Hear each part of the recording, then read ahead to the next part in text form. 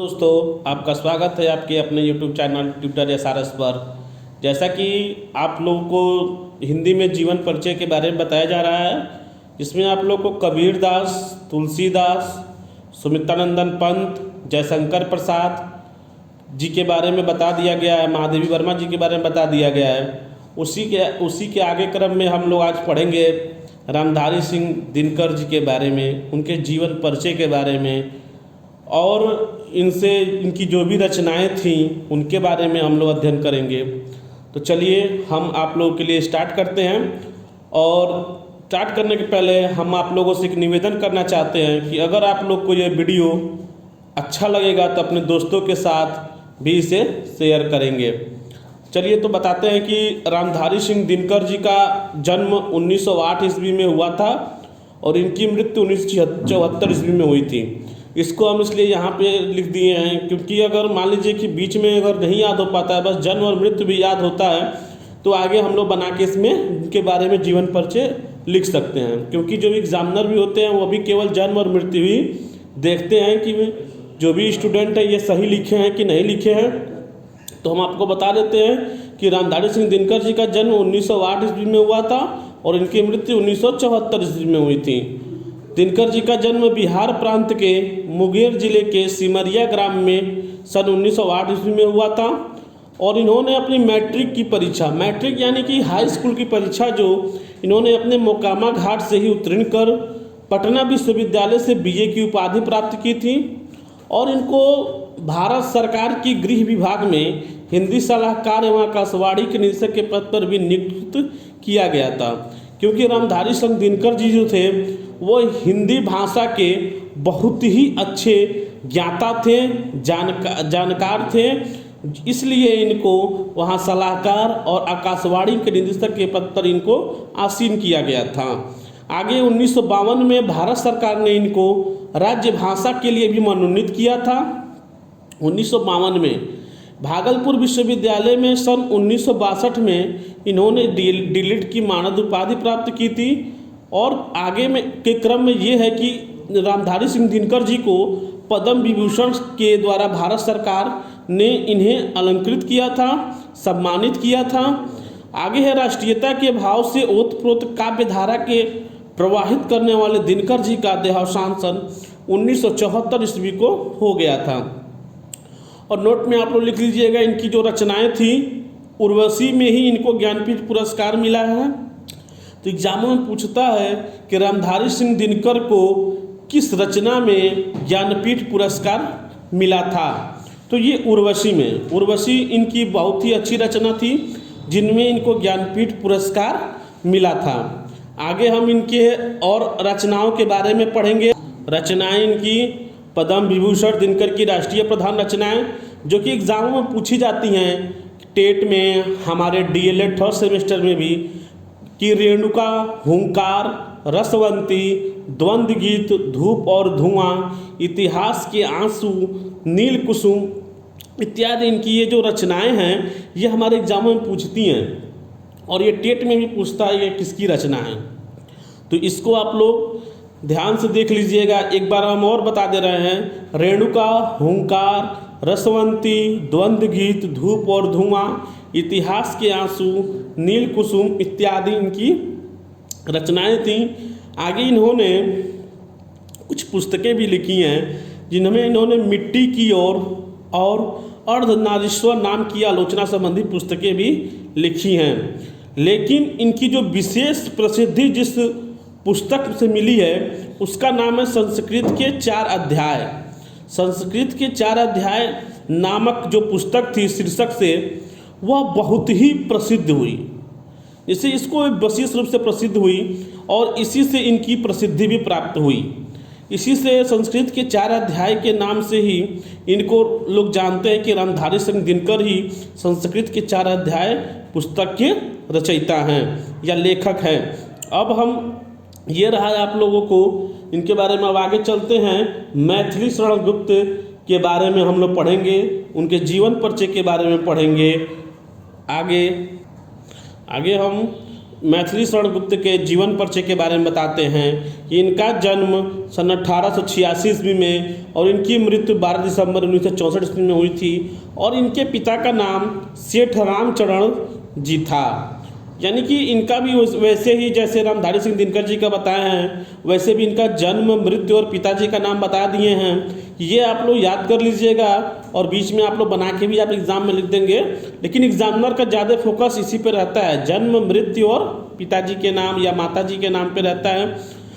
तो इसके आगे हम बताते हैं कि राष्ट्रकवि मैथिली शरण गुप्त का जन्म सन 1886 ईस्वी में चीरगांव जिला झांसी में हुआ था, जो कि उत्तर प्रदेश में हमारे पड़ता है। इनके पिता सेठ रामचरण जी राम भक्त और काव्य प्रेमी थे। यानी इनके जो पिताजी थे वह राम जी के भक्त थे और ये बहुत ही इनको काव्य में बहुत ही ज़्यादा प्रेमी थे, उनसे बहुत ही ज़्यादा लगाव था। इसमें आगे है कि उन्हीं से गुप्त जी को काव्य संस्कार प्राप्त हुआ। जैसे कि लोग कहते हैं कि जिस धारा के, जिस प्रवृत्ति के लोग जिस घर में रहते हैं, उसी धारा में, उसी प्रवृत्ति में उस घर का बालक का भी संस्कार उसी के रूप में पड़ता है। तो अपने ये पिताजी के छत्र छाया में रह के ये भी राम भक्तमय हो गए थे, ये भी काव्य प्रेमी हो गए थे। आगे इन्होंने कक्षा 9 तक की विद्यालयी शिक्षा प्राप्त की थी, किंतु स्वाध्याय से अनेक भाषाओं के साहित्य का ज्ञान प्राप्त किया। इन्होंने बचपन में ही काव्य रचना करके अपने पिता से महान कवि बनने का आशीर्वाद प्राप्त किया था। यानी कि इनके पिता के पास भी ज्ञान था, उसी ज्ञान को अर्जित करके उनसे भी महान, यानी उनसे भी अत्यधिक विद्वान कवि बनने का आशीर्वाद इन्हें प्राप्त हुआ। महावीर प्रसाद द्विवेदी के संपर्क में आने के बाद, यानी ये महावीर प्रसाद द्विवेदी जी के संपर्क में भी आए, उसके बाद उनको अपना काव्य गुरु मानने लगे। यानी कि काव्य गुरु अपना ये महावीर प्रसाद द्विवेदी जी को मानते हैं। ये भी एग्जाम में पूछा जाता है कि मैथिली शरण गुप्त के काव्य गुरु कौन थे, तो इसमें आप बता सकते हैं कि महावीर प्रसाद जो द्विवेदी थे इनके काव्य गुरु थे। द्विवेदी जी के आदेश पर गुप्त जी ने सर्वप्रथम भारत भारतीय, ये एग्जामों में अधिकतर पूछा जाता है क्वेश्चन, तो ये भारत भारतीय नामक काव्य ग्रंथ की रचना की। युवाओं में देश प्रेम की सरिता बहा दी। यानी कि मैथिली शरण गुप्त जब भारत भारतीय नामक काव्य की ग्रंथ की जब रचना किए तो इससे युवाओं में एक देश के प्रति प्रेम जागृत हुआ और उसको जो भी युवाओं थे वो इनको बहुत ही ज़्यादा इस काव्य ग्रंथ के माध्यम से इनको मानने लगे।